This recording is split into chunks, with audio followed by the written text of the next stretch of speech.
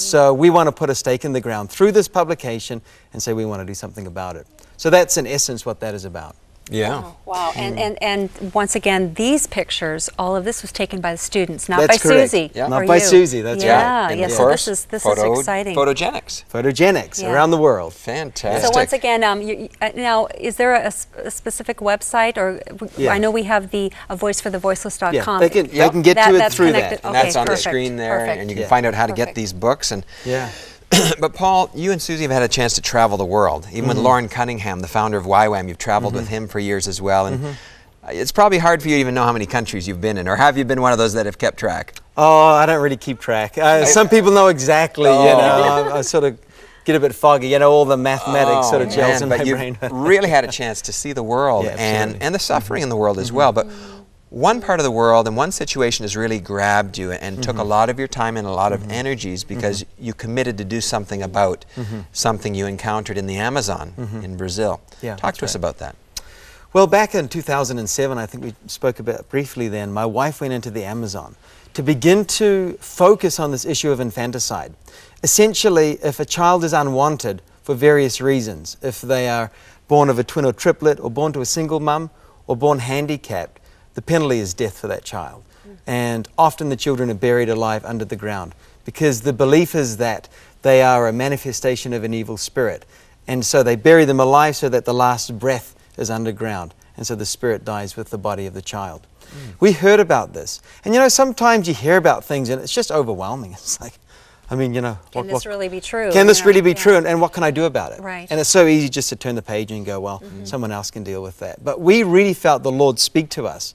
You need to do something about this. And so Susie went in to get some pictures together so that we could begin to see how we could get a communication tool to actually bring change in the Amazon.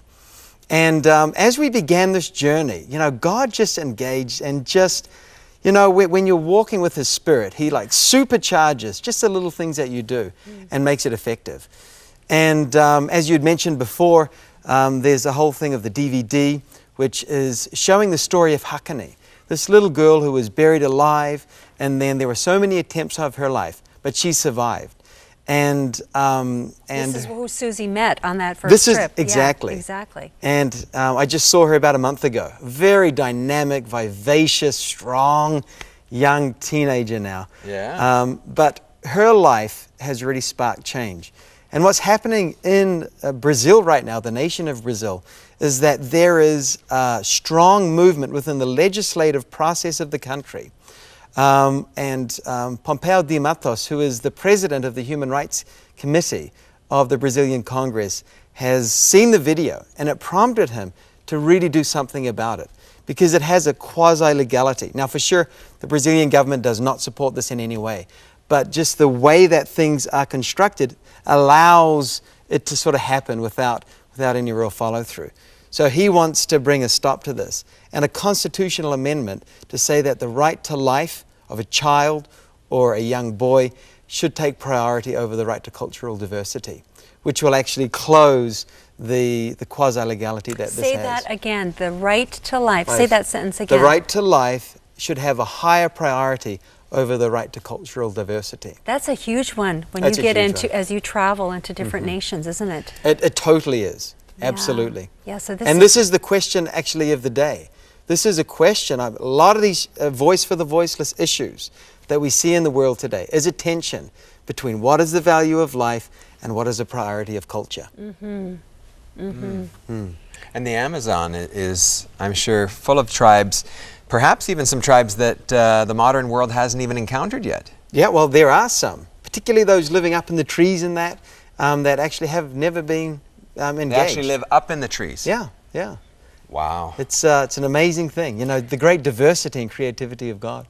So before we show a clip, I want you to set up the story of, so Susie meets this beautiful little girl named Hakani. Here's her heart-wrenching story. Right. God brings Susie back and shares with you, and now you're on this adventure.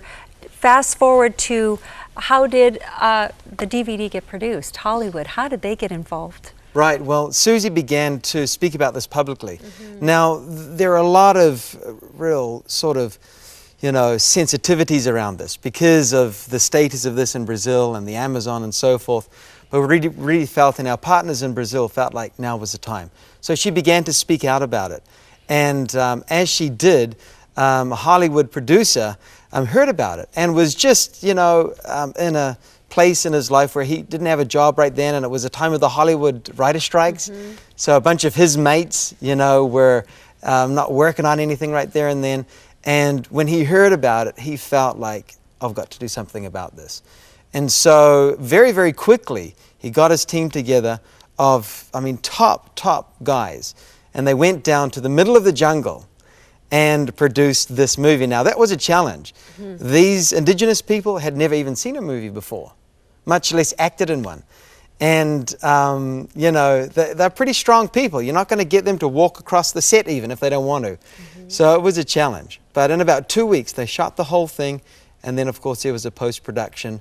And then, yeah. And it is the actual story of Hakani's life, right? Yeah, that's correct. So it's a reenactment of, you're very quick to say that none of the children that you see have been traumatized or anything. There was great care taken in the production of this. Yeah, that's correct. Right. Yeah, the parents of the children were there. Yeah. And they know all the protocols in terms of how to keep kids safe and happy. How did it affect the people that went to actually capture this on video? Have you heard stories from them? How totally. It just revolutionized them. Yeah. I mean, working on such a project that has real potential to actually literally save lives. Yes. In such a context was mind-blowing for many of them. That's fantastic. So it's part of this book here. The stories in the book here, just to let you know, at the back is the DVD here, where people can get that. But beautiful book, full of photographs and stories, A Voice for Life. And this is, of course, from A Voice for the Voiceless.